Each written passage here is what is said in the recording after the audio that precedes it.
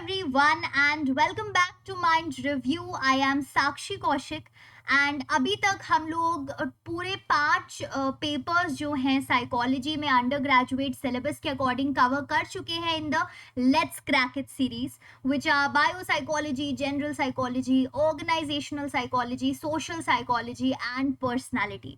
So if you are new to the channel या आपको लगता है आपने कोई भी वीडियो किसी भी टॉपिक का पेपर का मिस किया है, then you can go back and watch those videos. सारे वीडियोज मैंने एक लेट्स क्रैक इट नाम की प्लेलिस्ट में ऑर्गेनाइज कर दिए हैं and the link of the playlist is in the description box below. तो आज की वीडियो से हम शुरू करने वाले एक बहुत ही इंटरेस्टिंग सब्जेक्ट जो कि है डेवलपमेंटल साइकोलॉजी. अब जो डेवलपमेंटल साइकोलॉजी है इट बेसिकली टॉक्स अबाउट कि कैसे हम जो है डेवलप करते हैं in our physical terms, or sensory abilities, or mental terms, cognitive terms, हर तरीके से कैसे एक फीटस से हम अडल्टहुड में या ओल्ड एज तक इवेंचुअली डेवलप करते हैं और हर स्टेज में क्या क्या थ्योरीज किसी ने प्रोवाइड किए हैं, everything we are going to cover. तो आज की वीडियो में we are just going to have the basic introduction कि क्या होती है development, and we will also be covering the lifespan perspective. So let us get started. So first basic question जो आप सबके मन में आएगा कि भाई डेवलपमेंट होती क्या है, कि भाई ठीक है डेवलपमेंटल साइकोलॉजी है, सब कुछ हम पढ़ रहे हैं, बट व्हाट इज दिस. सो ये एक पैटर्न होता है आपके progressive, orderly and predictable changes का. ये POP जो है आपको याद रखना है. प्रोग्रेसिव मतलब आगे आगे चल के ये बढ़ता ही जाता है, ठीक है. ऑर्डरली होता है, एक पर्टिकुलर ऑर्डर में ही हम डेवलप करते हैं. ऐसा तो नहीं है कि इन्फेंसी के बाद अचानक ही इतने लंबे चौड़े हो गए. इन्फेंसी के बाद फिर आपका चाइल्डहुड आएगा, एडोलेसेंस आएगा, अडल्टहुड आएगा, फिर ओल्ड एज आएगा. तो एक ऑर्डर में होती है डेवलपमेंट और मोर और लेस प्रिडिक्टेबल चेंजेस होते हैं because a lot of थ्योरिस्ट्स have already worked on how people develop through out their life span. तो हम कहीं ना कहीं इन चेंजेस को प्रिडिक्ट कर सकते हैं कि भाई जब एक इंसान चाइल्डहुड से एडोलेसेंस पे आएगा तो उसमें क्या चेंजेस आ सकते हैं फिजिकली, ठीक है. और ये जो डेवलपमेंट है ये कंसेप्शन से ही शुरू हो जाती है, यानी कि the moment you are in the womb of a woman, ठीक है, वहां से शुरू होते होते throughout the life they go on. तो थ्रू आउट लाइफ आपकी डेवलपमेंट जो है वो चलती ही रहती है and that is what is meant by development. Now what are some of the features. कुछ फीचर्स होते हैं, देखो डेवलपमेंट आपकी बायोलॉजिकल प्रोसेसेस भी इन्वॉल्व करती है. बायोलॉजिकल प्रोसेसेस जैसे कि तो जो बेसिकली आपके जीन्स की वजह से जो डेवलपमेंट हो रही है, मे बी आपकी हाइट में, आपके वेट में, ठीक है, ब्रेन की डेवलपमेंट होना, हार्ट की, लंग्स की. तो ये जो सारे एसेंशियल ऑर्गन्स हैं, आपकी हाइट है, वेट है, ये जो सारी चीजें जीन्स बेसिकली इन्फ्लुएंस कर रही है वो आ जाती है बायोलॉजिकल प्रोसेसेस में. So biological processes are also a part of your development. Then cognitive processes are also a part of development. इसमें क्या क्या चीजें आती है कि विद एज आपकी थॉट थोड़ी बहुत मॉडिफाई होती है. परसेप्शन, आप कैसे चीजों को परसीव कर रहे हो, अंडरस्टैंड कर रहे हो, कैसे कितना किस चीज पे अटेंशन पे कर रहे हो. प्रॉब्लम सॉल्विंग जो एबिलिटी होती है, एक्सपीरियंसिंग की जो एबिलिटी होती है, वो सारी चीजें आपके कॉग्निटिव प्रोसेसेस में आ जाती है जो आपके throughout the life develop होती रहती है. And then socio emotional processes are also a part of development, ठीक है, कि कैसे आप लोगों के साथ इंटरैक्ट कर रहे हो. Now how a child would interact with somebody would be different from how an adult would interact with someone, है ना. तो कैसे हम इंटरैक्ट करते हैं लोगों से, कैसे हमारे इमोशंस चेंज हो रहे हैं, कैसे हमारी पर्सनालिटी फॉर्म हो रही है, वो सारी फीचर्स जो है आपके डेवलपमेंट के सोशियो इमोशनल प्रोसेसेस में इन्वॉल्व हो जाते हैं. So these are some of the features. Biological भी है, कॉग्निटिव भी है, सोशियो इमोशनल भी है. And now let us quickly cover your life span perspective. तो ये जो लाइफ स्पैन पर्सपेक्टिव है कुछ ये इंपॉर्टेंट पॉइंट्स मेंशन करता है, ठीक है. 1, इट सेज कि डेवलपमेंट जो है वो लाइफ लॉन्ग है.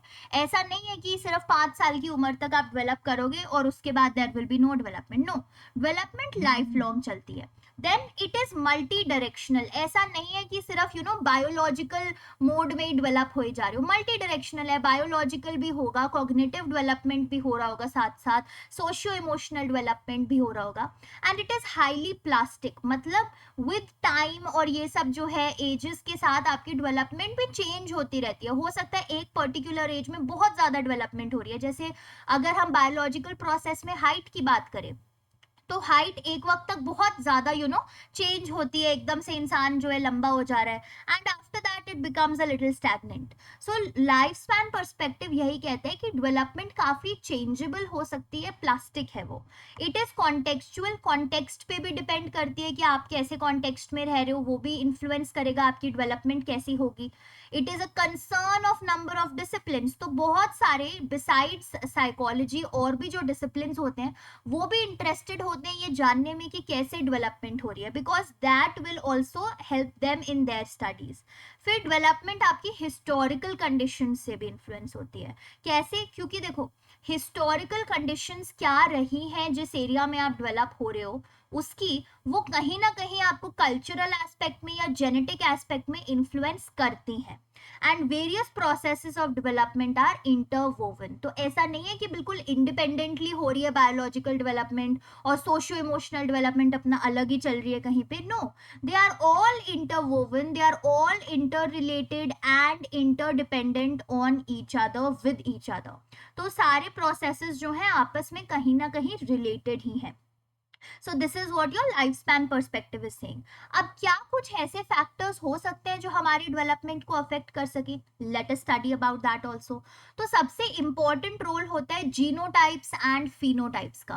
अब जीनोटाइप क्या होता है? जीनोटाइप होता है आपका जो एक्चुअल जेनेटिक मटेरियल है, ठीक है। हम इनहेरिट करते हैं ना अपने पेरेंट्स से, जेनेटिक हेरिटेज हम लोग लेते हैं। तो एक इंसान की जो ये जेनेटिक हेरिटेज है या जो एक्चुअल जेनेटिक मटेरियल है जिसको हम बोल सकते हैं कि जीन्स के फॉर्म में, क्रोमोसोम के फॉर्म में, डीएनए के फॉर्म में जो हम अपने पेरेंट्स से इनहेरिट कर रहे हैं, उस जेनेटिक हेरिटेज को बोला जाता है जीनोटाइप, ठीक है। अब जरूरी नहीं है कि सारा जीनोटाइप हम ऑब्जर्व कर ही सकें, it is not necessary. But phenotype on the other hand, phenotype वो वे है जिसमें एक इंडिविजुअल का जीनोटाइप एक्सप्रेस होता है in the observable characteristics of an individual.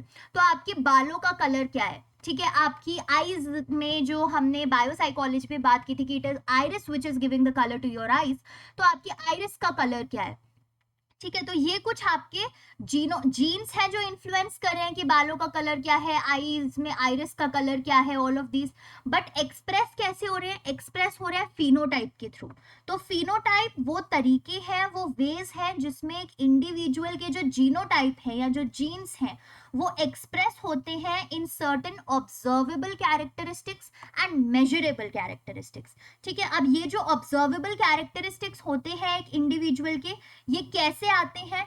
They result by an interaction that happens between the environment and the genes that the individual has inherited from their parents। तो जब environment और उन inherited genes के बीच में interaction होता है तो result होता है फिनोटाइप, जो कि आपके ऑब्जर्वेबल कैरेक्टरिस्टिक्स और ट्रेट्स होते हैं।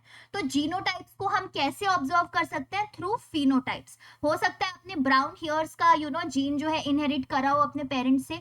अब हम जीन्स को जाके तो नहीं देख पाएंगे, लेकिन फिनोटाइप के थ्रू, यानी कि जो मुझे विजिबली दिख रहा है कि आपके ब्राउन हेयर्स हैं, उससे मुझे जीन्स का अंदाजा लग सकता है। So you need to make sure कि आपको ये डिफरेंस पता रहे, ठीक है, कि जीनोटाइप आपका जेनेटिक मटेरियल है और फिनोटाइप वो वे है जिसमें जीनोटाइप एक्सप्रेस होता है ऑब्जर्वेबल कैरेक्टरिस्टिक्स में, ठीक है।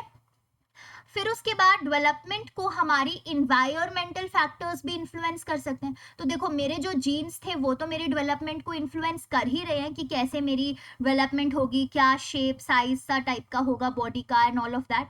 देन जो मेरा इन्वायरमेंट है जिसमें मैं रह रही हूँ, जिसमें मैं डेवलप हो रही हूँ, वो इन्वायरमेंट का भी बहुत इंपॉर्टेंट इन्फ्लुएंस होता है कि कैसे मैं लोगों के साथ इंटरेक्ट करूंगी, कैसा मेरा इन्वायरमेंट है उससे इन्फ्लुएंस होगा। तो फॉर एग्जाम्पल एक चाइल्ड का जीनोटाइप है जो उसे सपोज प्री डिस्पोज करता है कि वो इंट्रोवर्टेड है, ठीक है, लेकिन उस चाइल्ड का इन्वायरमेंट ऐसा है कि वो चाइल्ड एक जॉइंट फैमिली में रहता है, ठीक है, और जॉइंट फैमिली में वहाँ पे सारे लोग बहुत ज़्यादा सोशल इंटरेक्शन और सब कुछ करते रहते हैं।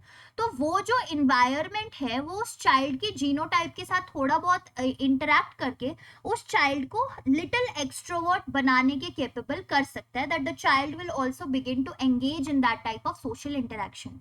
तो ऐसे जो है हमारे इन्वायरमेंट जैसा है वो भी हमारे डेवलपमेंट को जो है इन्फ्लुएंस कर सकता है। फिर जो पेरेंट्स होते हैं वो भी डिटर्मिन करते हैं the type of environment a child gets in. तो इन्वायरमेंट तो इन्फ्लुएंस कर ही रहा है, लेकिन इन्वायरमेंट को इनडायरेक्टली कौन इन्फ्लुएंस कर रहा है? हमारे पेरेंट्स। ठीक है, पेरेंट्स हैं या गार्जियंस हैं या जिनके साथ भी बच्चा पल रहा है वो भी इन्फ्लुएंस करेंगे कि एक बच्चे को कैसा इन्वायरमेंट मिल रहा है। तो एग्जाम्पल क्या हो सकता है कि भाई सपोज पेरेंट्स को रीडिंग में बुक रीडिंग में बहुत इंटरेस्ट है and they are very studious type of people, तो उनका घर का कुछ इन्वायरमेंट भी ऐसा ही रहेगा कि वो अपने बच्चों को बहुत सारी बुक्स ला के दे रहे हैं बचपन से, उनको मोटिवेट कर रहे हैं बुक्स पढ़ने के लिए and all of that, so the child will also get into a habit of reading and everything. So ऐसे जो है जो इन्वायरमेंट एक बच्चे को मिल रहा है वो कहीं ना कहीं उसके पेरेंट्स डिटर्मिन कर रहे हैं। ठीक है, then the children themselves also choose some environment based on their genotype। अब कुछ टाइप ऑफ environment तो पेरेंट्स भी डिटर्मिन करते हैं और कुछ टाइप ऑफ environment बच्चे खुद भी चुन लेते हैं। तो सपोज जीनोटाइप के अकॉर्डिंग जो है कुछ ऐसे जीन्स बच्चों ने अपने पेरेंट्स से इनहेरिट किए जो उनको एक पर्टिकुलर म्यूजिक में बहुत जिसे बोलते हैं ना कि अच्छा परफॉर्म कर पाते हैं वो एक पर्टिकुलर म्यूजिक पे, सपोज पियानो वो अच्छा प्ले कर पाते हैं। सो क्योंकि they are already playing piano, वो अच्छा प्ले कर रहे हैं, उनका कहीं ना कहीं इंटरेस्ट आ रहा है, सो वो एक ऐसे इन्वायरमेंट में जाएंगे ना जहाँ पे ज्यादातर लोग पियानो प्ले कर रहे हो या वो पियानो सीखने चले जाएंगे, पियानो क्लासेस में चले जाएंगे। सो बच्चे कहीं ना कहीं खुद भी अपना एक इन्वायरमेंट चूज करते हैं based upon the kind of genotype they have. और ये जीनोटाइप क्या था? जो जेनेटिक हेरिटेज है, जेनेटिक मटेरियल है जो हम इनहेरिट करते हैं अपने पेरेंट्स से। And how can the genotype be expressed in observable ways और कैरेक्टरिस्टिक्स? Through the phenotypes. तो ये कुछ वेज है, फैक्टर्स है जो हमारी डेवलपमेंटल प्रोसेसेस को इन्फ्लुएंस कर सकते हैं, अफेक्ट कर सकते हैं। So that is it for today's video. आज की वीडियो में I give you a quick summary. हमने शुरू किया था बाय अंडरस्टैंडिंग कि डेवलपमेंट होता क्या है। ठीक है, फिर हमने बात की थी कि उसमें डिफरेंट प्रोसेसेस हो सकते हैं, बायोलॉजिकल है, कॉग्निटिव है, सोशियो इमोशनल है, and we also talked about the life span perspective, जो बातें करते हैं कि जो डेवलपमेंट है वो मल्टी डायरेक्शनल है, लाइफ लॉन्ग चलती रहती है, प्लास्टिसिटी उसमें बहुत होती है। ठीक है, एंड एवरीथिंग अबाउट दैट। फिर हमने कुछ फैक्टर्स पढ़े थे कि जो डेवलपमेंट को इन्फ्लुएंस कर सकते हैं कि हमारा कैसा जीनोटाइप है, फिनोटाइप कैसा है। ठीक है, इन्वायरमेंट मुझे कैसा मिल रहा है, और इन्वायरमेंट को इनडायरेक्टली कौन कौन अफेक्ट कर सकता है? पेरेंट्स अफेक्ट कर सकते हैं और बच्चा अपनी जीनोटाइप के बेसिस पे भी अपना इन्वायरमेंट खुद चूज कर सकता है। So this is all that we have studied. ये सिर्फ एक इंट्रोडक्टरी वीडियो थी ताकि आपको एक सॉर्ट ऑफ इंट्रोडक्शन मिले to the discipline, to the paper of developmental psychology. और जो नेक्स्ट वीडियो आने वाली है, in that video we will be studying Bronfenbrenner's context और डेवलपमेंट। तो यूरी ब्रॉनफेन-ब्रेनर ने जो एक थ्योरी दी थी अपनी, ठीक है, अब अलग अलग थ्योरिस्ट के बारे में भी हम पढ़ेंगे। हर एक थ्योरिस्ट ने अपनी अपनी थ्योरीज दे रखी है कि भाई हमारे अकॉर्डिंग डेवलपमेंट जो है कुछ ऐसे होती है, या डेवलपमेंट का पाथ कुछ ऐसा होता है बचपन से लेके बड़े होने तक। तो हम एक एक करके इन थ्योरिस्ट को भी कवर करेंगे, and don't you worry, we'll be covering everything super soon and in a super engaging way. So till then stay subscribe to mind review, ताकि आगे आने वाली वीडियोस आपको मिलती रहें, आपका स्टडी का मोटिवेशन बरकरार रहे। And thank you so much for investing your time. If you are still watching the video till here, do let me know in the comment section how is the Let's Crack It series according to you. क्या आपको कोई benefit मिल रहा है इससे या नहीं? And till then, have a very good day, stay safe and bye bye.